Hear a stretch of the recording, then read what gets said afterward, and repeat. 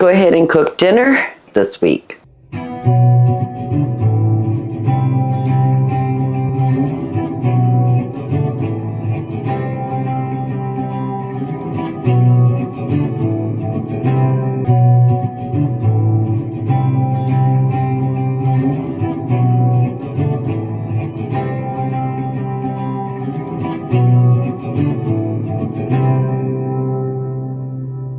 Hello family, welcome back. If you're new here, welcome. I am Vicki and you're with Gravy in the Kitchen. The meal we're going to make this evening is hamburger steak and gravy with some mashed potatoes. I took out 4 mashed potato balls out of the freezer, a pound of organic ground beef. Let's get everything together and get it on the stove. So I have a slice of sourdough bread. I'm going to make a panade, and that's just bread and milk.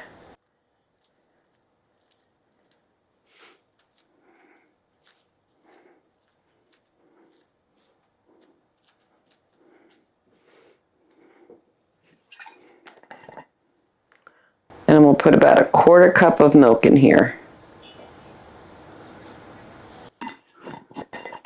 I'm going to make sure the bread is soaking up that milk to soften up that bread slice.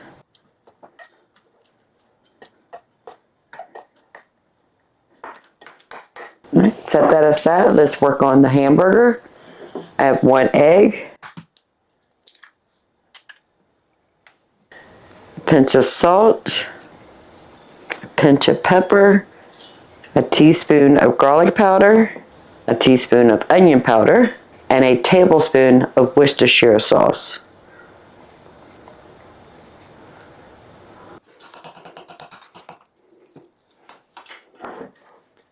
I do want to break the bread up into small little pieces. So I'm just pinching it between my fingers.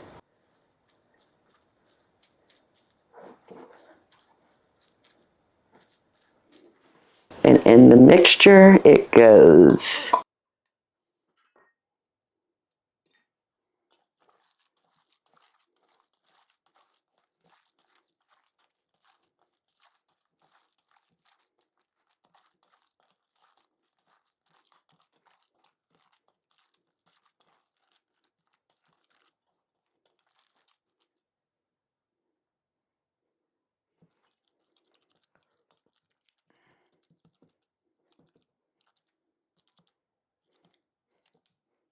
So I just scored out 5 portions. Let me wash my hands and we'll move to the stove.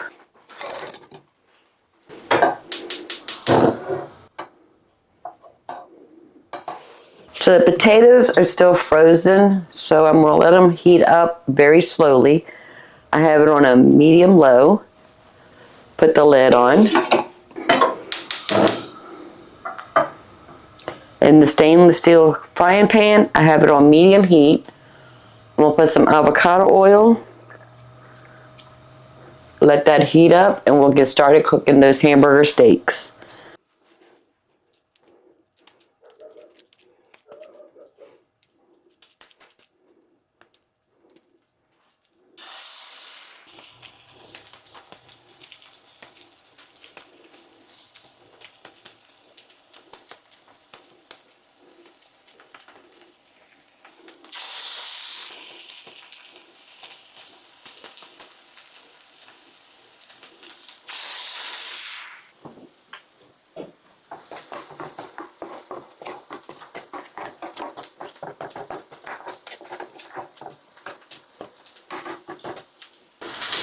So I'm going to cook them about 3 minutes on each side. I have 3 in here. We have 2 more to cook. They're going to be cooking for about 6 minutes. So they will not be done because I'm going to finish cooking them in the gravy once we make the gravy.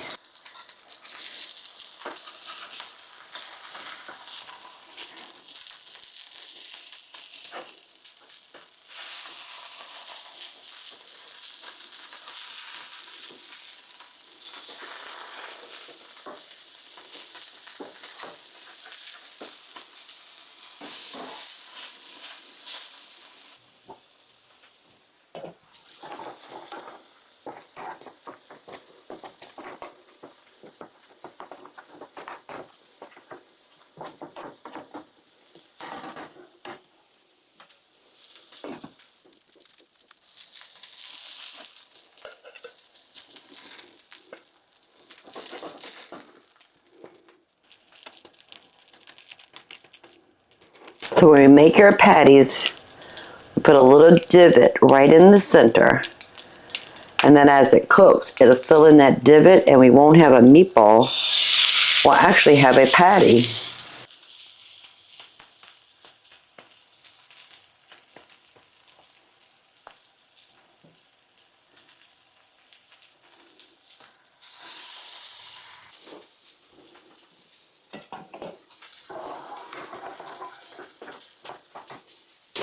Looks like I have about a little bit more than a tablespoon of milk in this jar.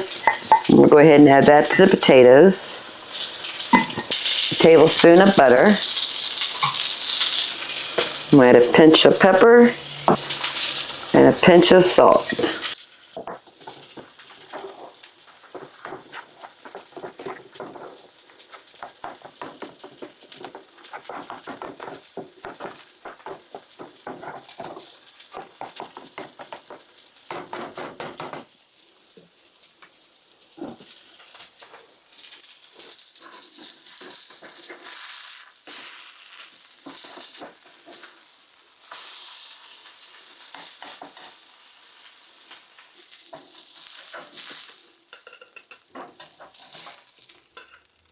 Now that is not burnt. That is flavor we're going to add into our gravy. So I'm just going to add about 2 tablespoons of this chicken broth. Just so we can deglaze the pan.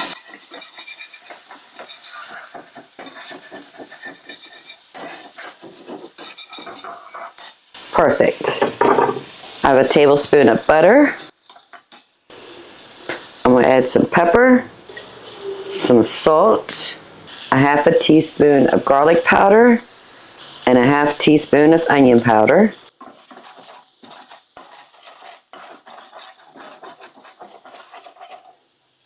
And I'm going to add 1 tablespoon of avocado oil. We're going to put in 2 tablespoons of flour. We're just going to cook that for about 1 minute.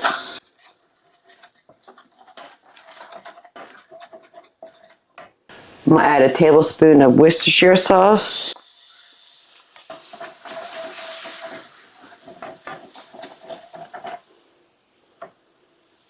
And we're going to whisk in the remainder of the chicken broth.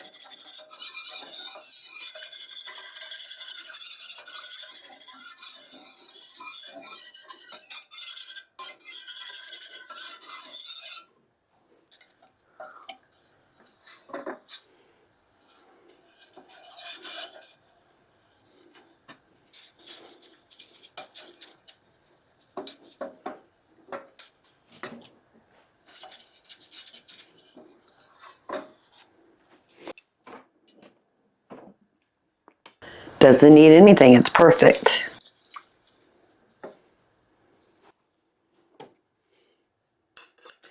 We're going to put the hamburger steaks back in the gravy.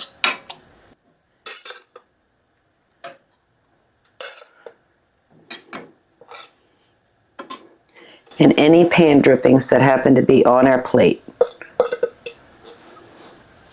We'll let that cook for about 15-20 minutes. Everything should be ready by then.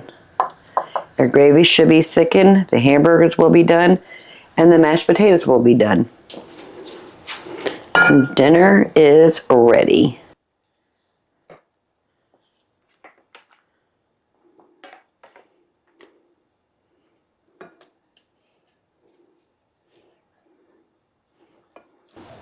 I do want to finish a little touch on this gravy. I'm going to blend in 2 teaspoons of butter, 1 teaspoon at a time. I have it on medium heat.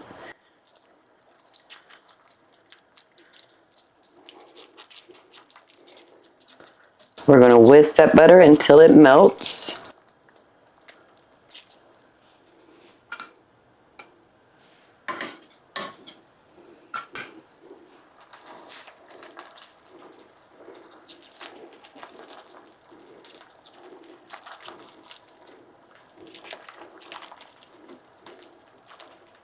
And that's it.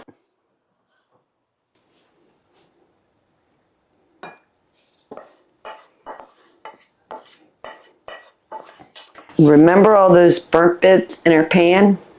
It's not there anymore. It is in our sauce. So we have mashed potatoes and hamburger steak with gravy.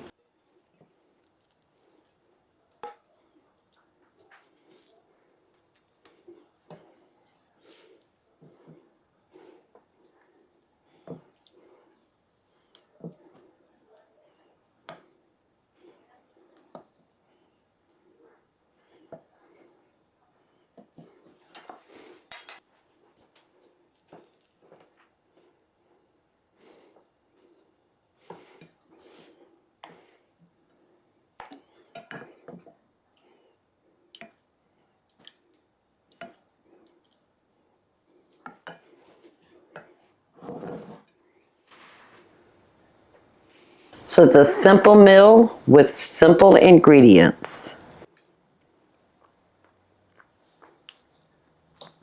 Potatoes are seasoned perfect.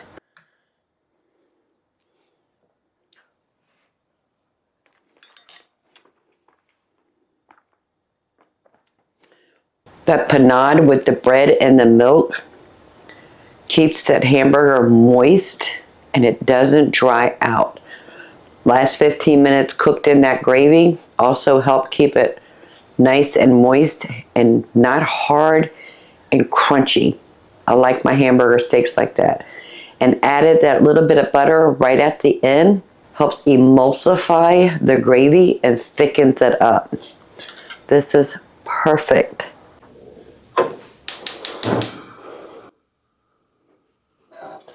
So I have the normal size saucepan on the stove. I'm going to add about a tablespoon and a half of avocado oil.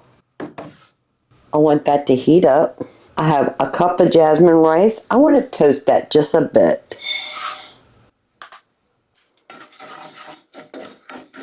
I want to make sure each one of those grains of rice is coated in that oil.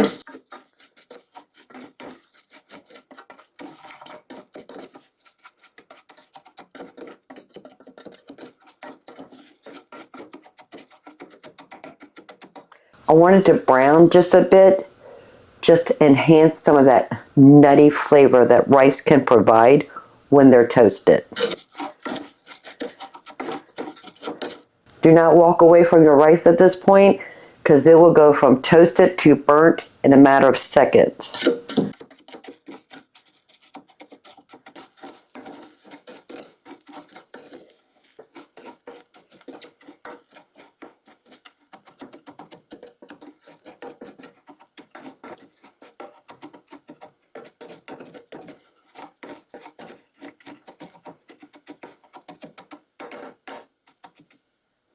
I have the heat past medium, going towards the low, but close to medium. So it's a medium-low heat. You can start seeing it changing colors. That is exactly what we want.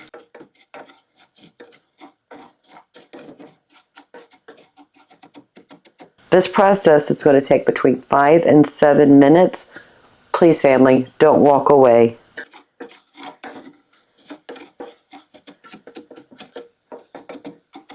Oh, you can start smelling it. Oh, it smells so good.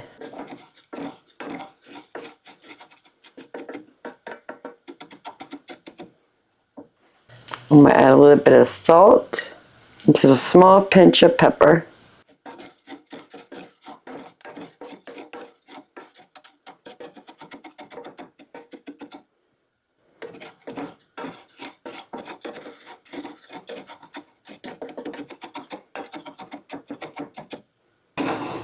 Not sure if you can see it, but it's starting to get a little color.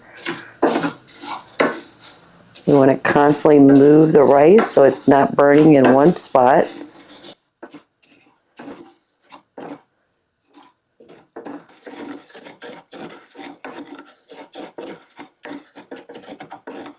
All right, I'm going to turn it down right in the middle of medium and low.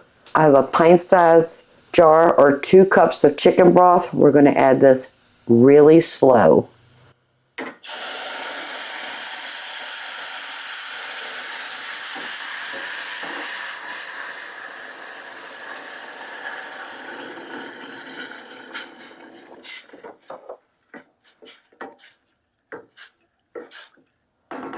We're not going to touch it anymore. We're going to put the lid on it, leave it on medium and low, and let it do its thing. So what are we having today? We're going to make up a sweet and sour chicken. We're going to have some aromatics in it that we're leaning towards Chinese. We're going to serve that over that rice. I'm going to start by cutting an onion. This is a pretty small onion. I don't think I want to knead the whole thing, but whatever we don't use today, I can put in a Ziploc bag and save it for later this week.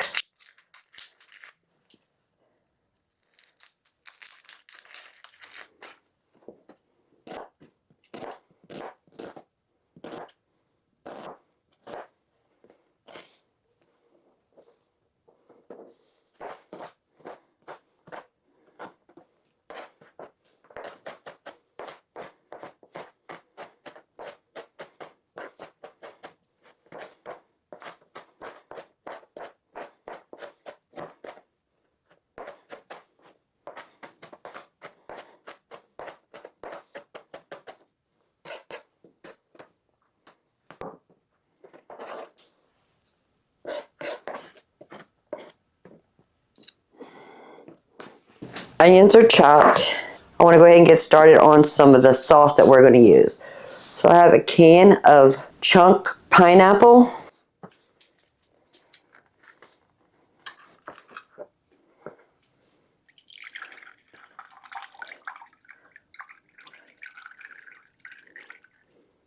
I want to separate the juices. Looks like it gave us about a half a cup. We're going to use the pineapples too. If you have crushed pineapples, that would probably be better. But chunks is what I had. Chunks is what we're using. I'm just going to run my knife through it.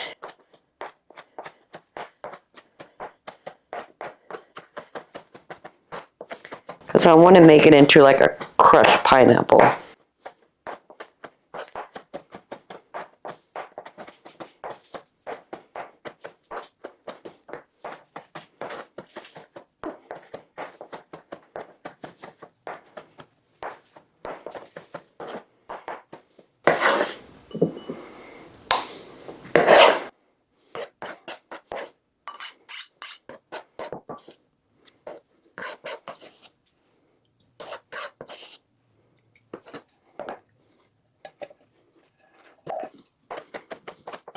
Trying to reserve as much of this liquid as I can.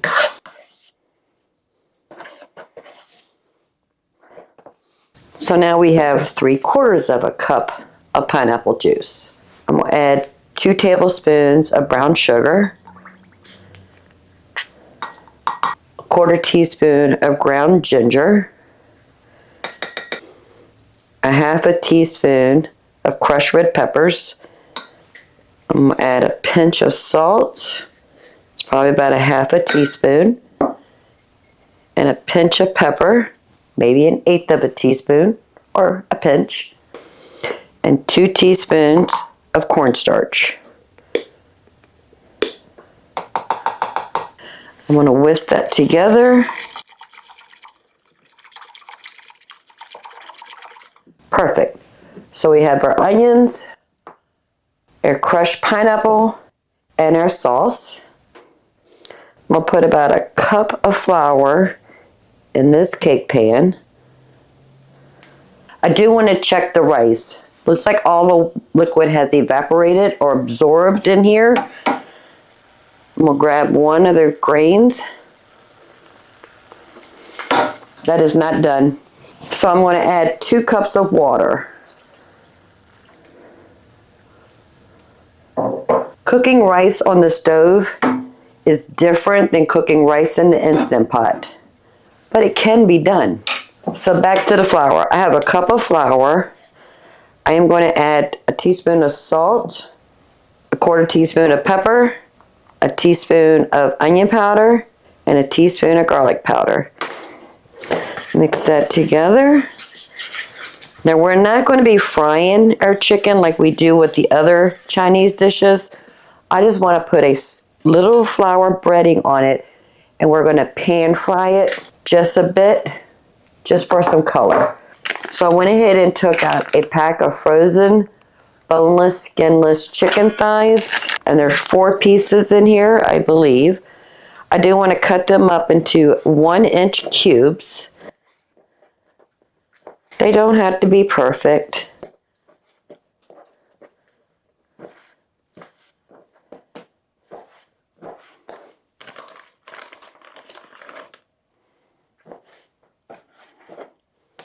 And if you're not a fan of chicken thighs, you can use chicken breast. But if you haven't tried chicken thighs, especially when you're going to be frying, whether it's pan frying or deep frying for a crispy chicken, you need to try it. It's usually a cheaper cut of meat. And if you process a whole chicken yourself, it's even cheaper because you're the one who's breaking that chicken and removing the bones and the skins from the thighs. So you're saving money on top of saving money. And in my opinion, chicken thighs has a better flavor when it comes to frying because of the high fat content.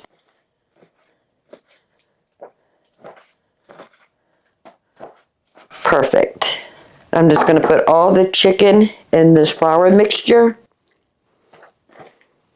I'm going to give it a little toss. Make sure everything is coated in that seasoned flour. We have all the pieces separated.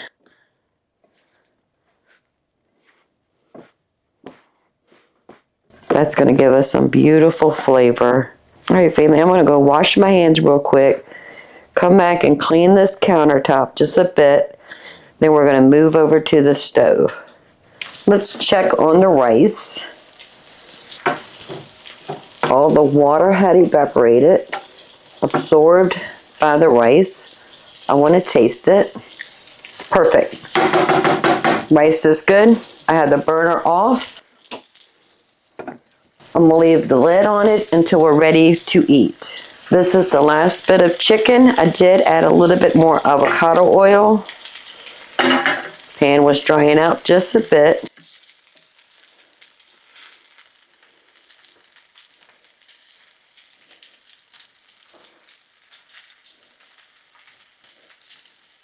I'm going to cook this side for about 3 to 5 minutes. Then we can go ahead and build our delicious sauce. I'm going to go ahead and take the last bit of the chicken out of the pan.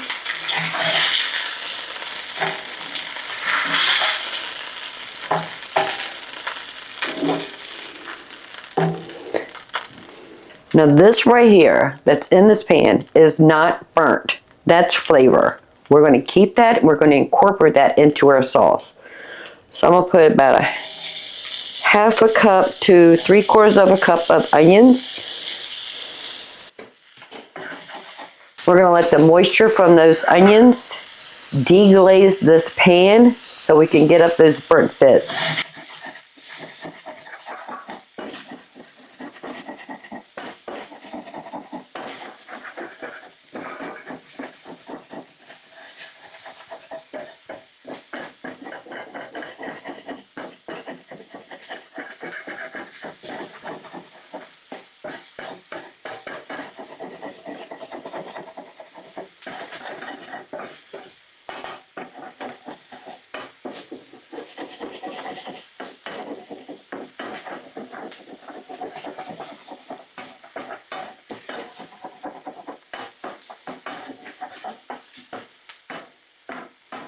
I'm gonna let those onions cook for about 5 to 7 minutes.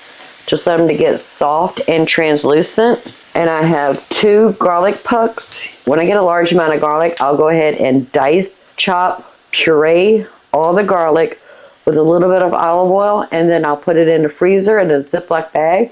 That way I have ready to go chopped garlic when I'm ready. We're gonna add that once we get these onions soft and translucent.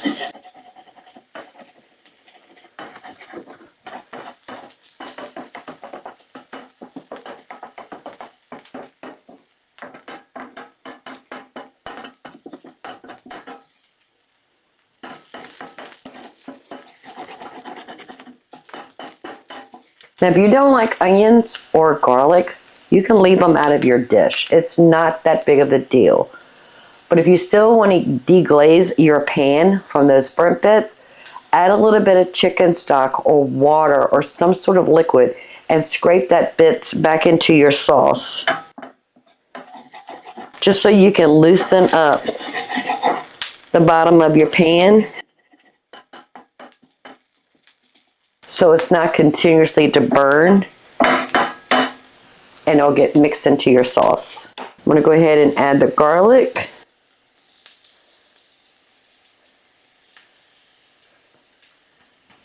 And I'm just gonna cook that until I can start smelling the aroma.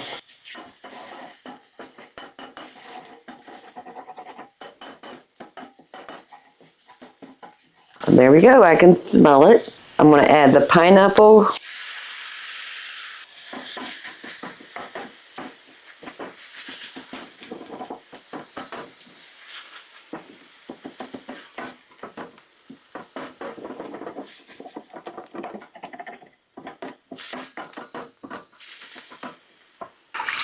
And our pineapple sauce. I'm going to add 2 tablespoons of soy sauce. I'm going to add 1 teaspoon of Worcestershire sauce.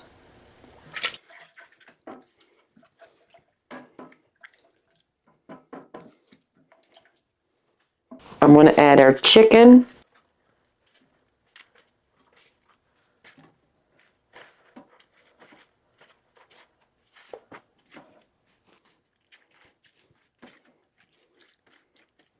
Make sure that chicken is in that sauce.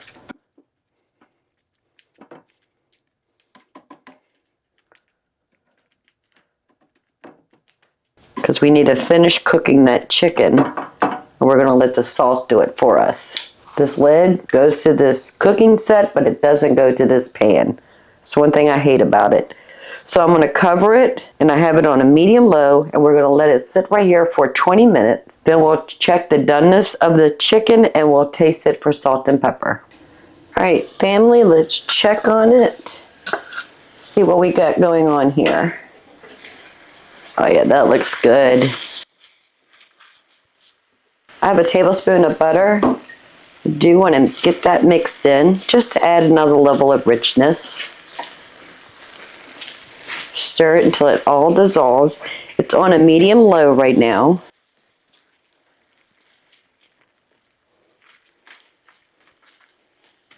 Look how thick that got. Oh, it's beautiful.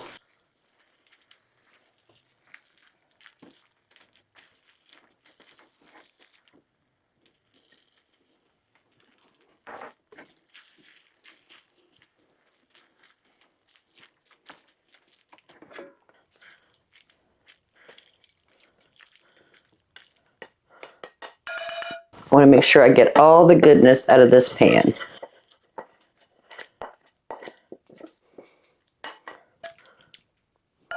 Look at that, family. I do want to check a chicken, make sure it's done. Oh yeah, perfect. Want to taste it?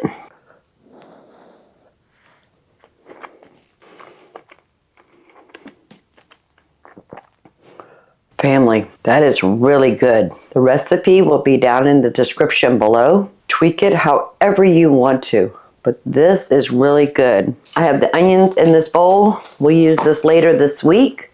Just going to stick that in the refrigerator for right now. And we have our rice, perfectly cooked. I just have to wait till the husband comes home from work so we can have dinner, which will be any minute now with family. This is really good. If there's any leftover from this, we'll have this for lunch tomorrow, and then we have to cook dinner. So see you tomorrow. I love building in leftovers in the meals I cook for my family. Now granted, it's just the husband and myself. We're empty nesters, so having leftovers is super easy. But if you have a large family, if you have kids or grandkids in your house, make your meals larger so you can build in leftovers for the next day. It makes having 3 meals a day from scratch, healthy meals, every day easier when you can build in leftovers and you can skip a meal from cooking, but you still have the food. So until tomorrow. So if you hear noises in the background, it's okay. Liam is over here visiting Pepe and myself. So Liam and Pepe are in the living room watching TV. But that's okay, we're gonna cook anyway. Now if you've watched my videos for any length of time, I don't cook steak. I am not good at cooking steak. Hamburger, no problem. Steak, problem. Been watching a lot of American Test Kitchen and some YouTube channels on how to cook the proper steak. I bought some beef from a local farm and I just want to test it out before I commit to buying a portion of a cow. So we got one of a bunch of different cuts. One of those is a rib steak. I'm going to put some salt and pepper. Let's let it sit room temperature. Raise the temperature up just a bit from the refrigerator. But in the meantime, I have 2 yellow Yukon potatoes in the oven baking. I just stabbed a couple holes in it, rubbed some olive oil and some salt. That's in the oven while we take care of this steak. So this is a rib steak. And it's just 1 piece of meat. I figured the husband and I can share this. I do want to pat it dry.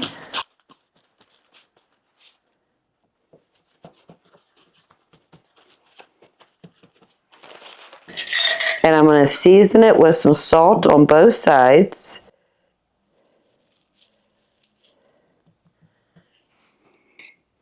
And some pepper.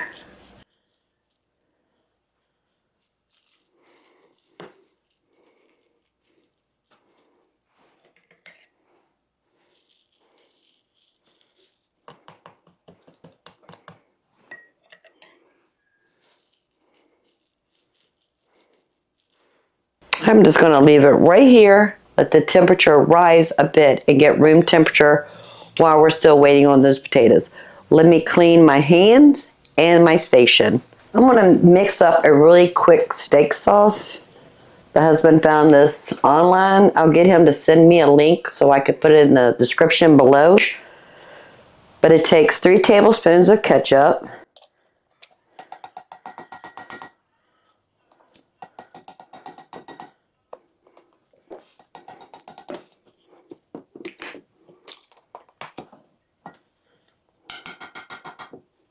One tablespoon of Worcestershire sauce,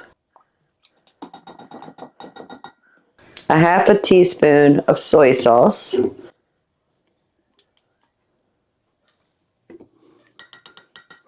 a quarter teaspoon of onion powder, an eighth of a teaspoon of vinegar. It says any vinegar. We're using an apple cider vinegar.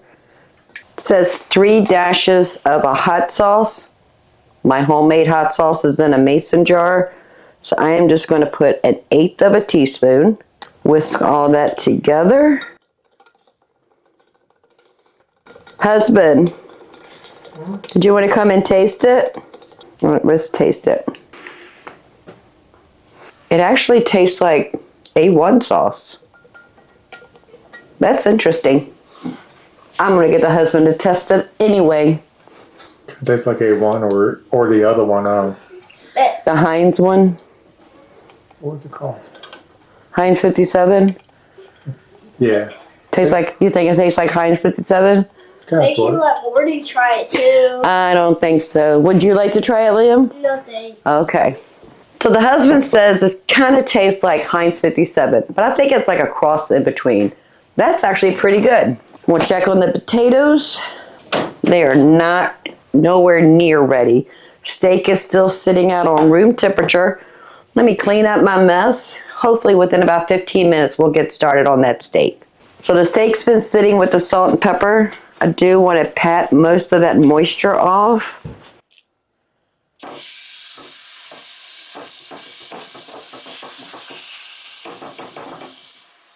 I have the heat on medium. Pan is super, super hot. I'm going to set the timer for 2 minutes. And then we're going to flip it every 2 minutes. And we're going to reach a temperature of 145 to 155 degrees. That is medium well. All right, 2 minutes. Let's go ahead and give it a flip. Maybe.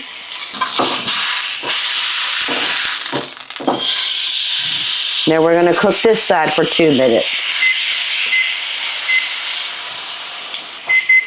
2 minutes is up. Give it a flip. And we're getting some beautiful color. Let's see where our temperature is at the moment.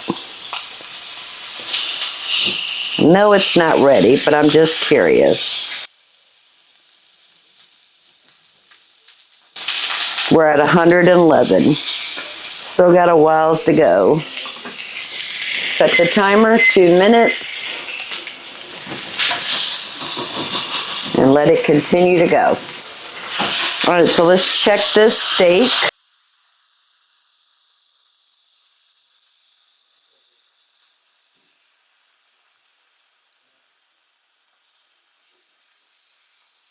It's reading somewhere between 150 to 154 degrees.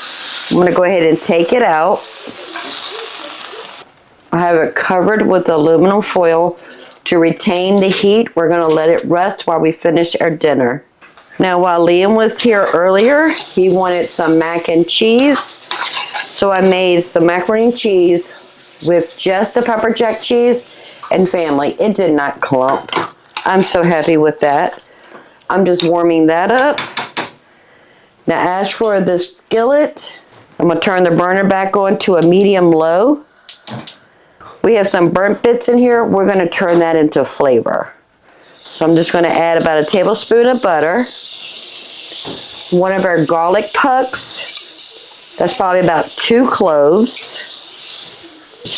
And I'm just going to cook that until I can smell the aroma of the garlic. That's really all we have to do. I think the macaroni and cheese is hot enough.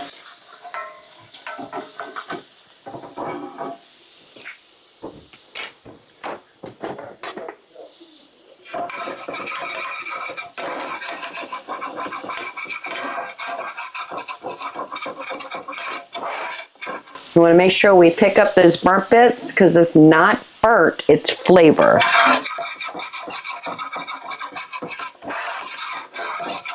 That's it, we're done. I'm going to take that off with a hot grate. Like I said, family, I do not know how to cook a steak. And there's a bone right here. I want to go ahead and cut that off. All right, that is a little too rare for me. I'm going to put that back on the stove. Okay, family, got a confession. I cooked it to the 145 to 155. Way too red for me. So I put it back on the stove, did the 2 minute increments to turn the steak. It's reading over 160. So it's technically well done. I didn't want it to be well done, but I didn't want it to be pink either. All right, that looks better, in my opinion. I'm going to go ahead and cut this bone off.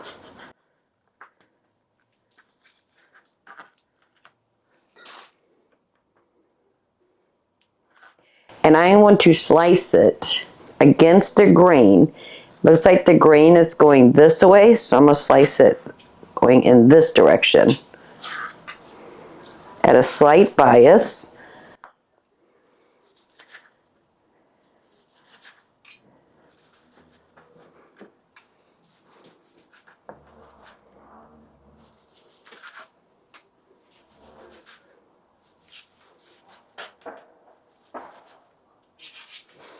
It got a little smoky in here, and the husband opened the back door so we can hear the highway that's close to us.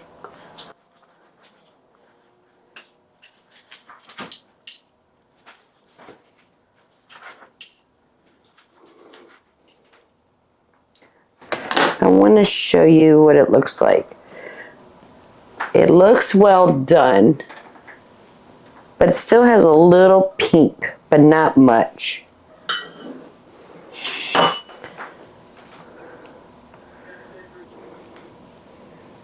Did you want me to put a steak sauce on yours or the butter sauce? What's the butter sauce? Just butter and garlic. It don't matter. Butter and garlic.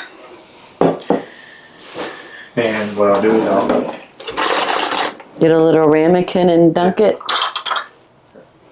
wash it up first. I already washed them.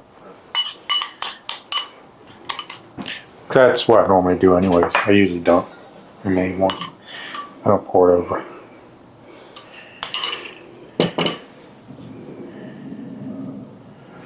Just in case you need a knife. That's the husband's plate. So I'm going to put some of this butter garlic on the steak. And I'll put a little bit of this Heinz 57 type sauce on the side. Macaroni and cheese, I just made this earlier today. It was 8 ounces of macaroni pasta, 2 tablespoons of butter with 1 tablespoon of flour. I built a roux. I added about a cup of milk and then one of our 2-cup measures of grated pepper jack cheese. Let that mix together. Then we added the pasta. Tonight, to heat it up, all I did was put it back in the pan and add just about a 1/4 cup of milk just to heat it up. Macaroni and cheese. So good. Baked potato, I just coated it with olive oil, sprinkled a little bit of salt on it, and baked it in a 350-degree oven for about an hour. Now the question is, how is this steak? It's actually not bad. I need a knife. It's actually not bad. Even though we had to cook it well done just so it's no pink. I can't eat it when it's pink. But I didn't want it to be tough and well done. I'm going to try some of that Heinz 57 we just made. That's pretty good, family. So I think I got a little bit more work to do in order to learn how to cook steak. If you stick around, we'll do this together. Baked potatoes, gonna be good. It's a baked potato. If you have any advice on cooking steak, I will love to hear it. I don't like it when it's pink. I want all of the pink gone, but I don't want it tough. So that's like a balance act to no pink, but not tough. Not tough, but no pink. So if you have a good way of cooking steak, please let me know in the comment below. See you next time we get together.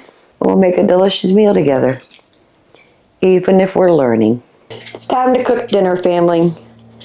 We are going to be doing a 1-sheet pan oven dinner. So I'm going to peel some potatoes. I have 6 very small potatoes and 1 ginormous. I want to get those started in the oven first. And I already took out some pork chops out of the freezer. They're in the refrigerator. We're just going to put some breadcrumbs, a little bit of seasoning, And then we'll add that to the potatoes when the potatoes are about halfway cooked. So first, I'm going to peel these potatoes, get them diced up, and we're going to put a simple little herb blend on top.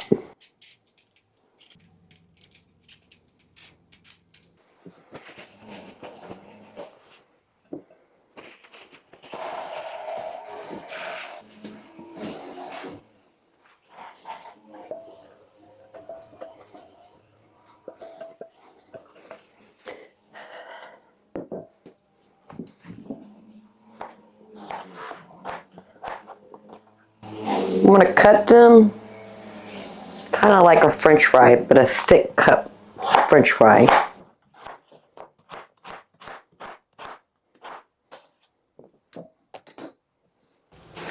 I'm going to drizzle a little bit of olive oil.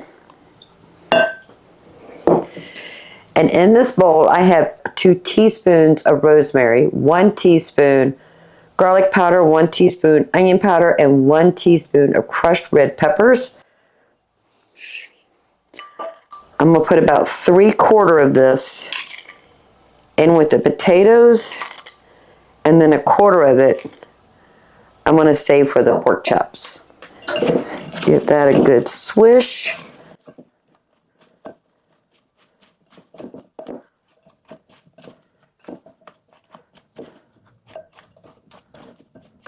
That looks good. We'll place it on our baking sheet. Make sure we get all the goodness out of here. We don't want to leave any of this oil or that spice blend. Beautiful. We're going to spread it out to a single layer.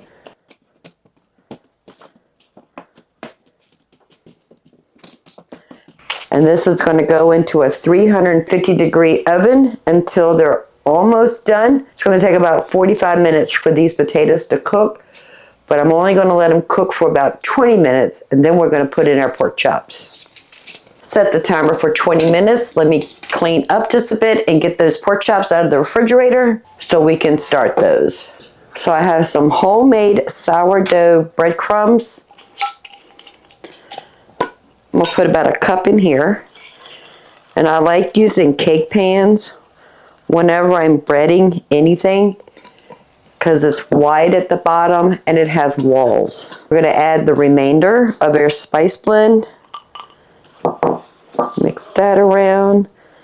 I'm going to add a pinch of pepper and a pinch of salt.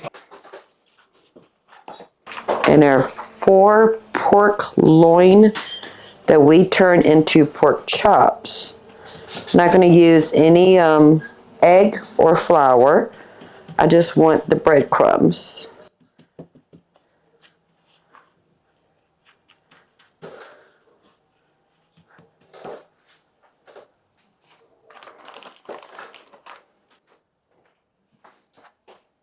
After the potatoes have been in the oven for 20 minutes, we're going to add the pork chops to that same baking sheet. I'm going to let them cook about 10 minutes.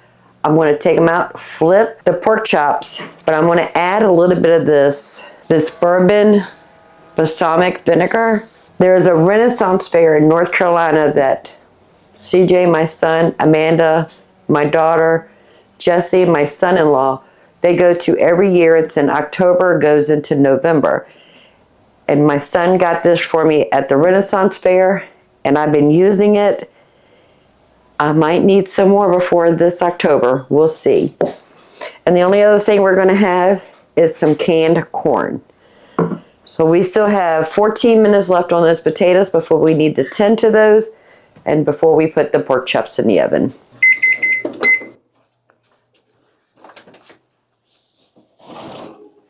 It's been 20 minutes since we put the potatoes in the oven. And they don't have too much longer. I like that. I do want to give them a toss, and I'm sorry this view is bad for you, but I have the canner right here, and I have it propped open, but it's not ready for me to move it out of my way. We'll give it a little toss.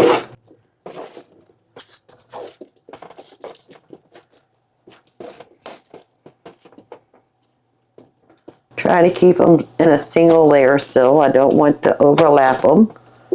All right, that looks good. Now I'm going to put the breadcrumb pork chops on this third or quarter or whatever's left over here.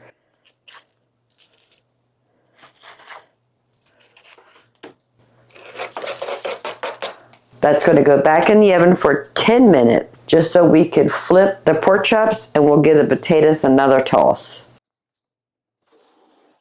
I want to go ahead and make the glaze that we're going to put on the pork chops. So here's some honey. And we'll put about 2 tablespoons of honey and a tablespoon of this balsamic vinegar. Get that mixed together as best as possible. That balsamic vinegar smells so good, family. I need to see if I can find something comparable to this online. And if I do, I'll put a link in the description below so you can find it. But if you have a Renaissance fair coming to your area, you might want to go check it out and see if you can get it there. That's all we're going to do with our glaze. Just got to wait on that pork chop. Potatoes have been in the oven for 30 minutes. The pork chops have been in the oven for 10 minutes.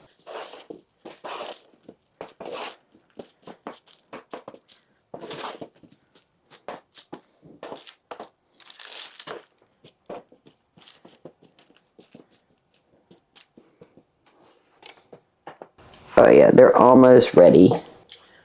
We'll give the pork chops a flip.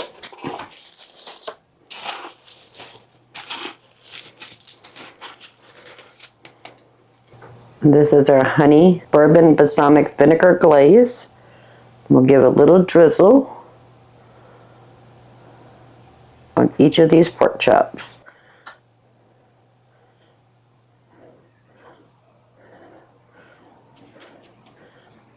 Back in the oven for another 10 minutes, and then we're going to check the temperature of the pork chops. And pork chops need to be 145 degrees.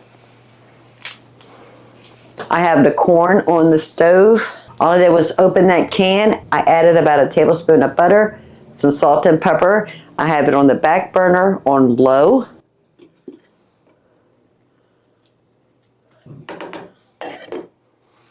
Just to heat that up a bit. I'll see you in about 10 minutes, family.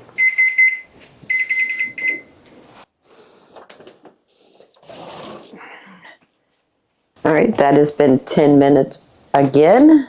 I'm going to give the potatoes a little toss.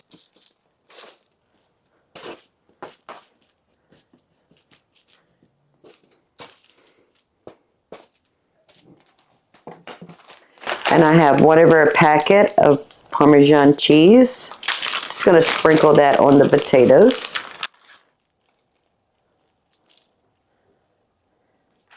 And this is a 1 cup measure.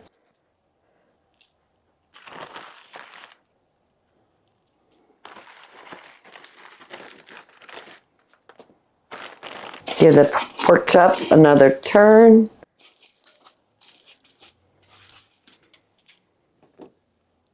And I'm going to add the rest of the glaze right on top of that side. Perfect. I do want to take a temperature of a pork chop just to see where we are. Oh yeah, we're actually done.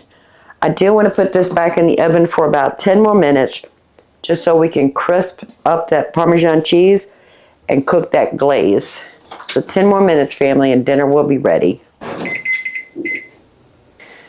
Family, look at that. It's beautiful. Oven is turned off. Let's go ahead and make a plate. Pork chop.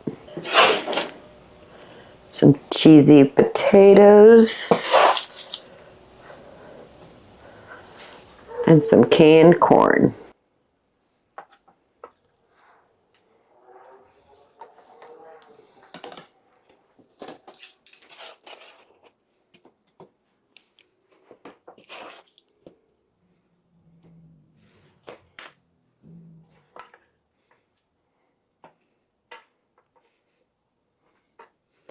So we did 20, 10, 10, 10, an hour? I think it was an hour. Potatoes are cooked perfect. Soft, yummy.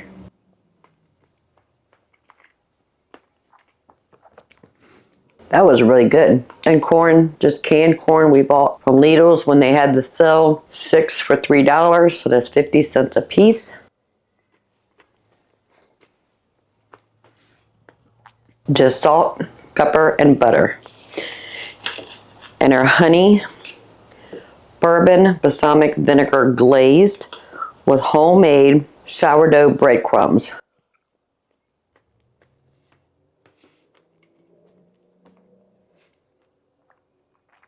You get the sweetness of the honey with just a hint of that bourbon flavor.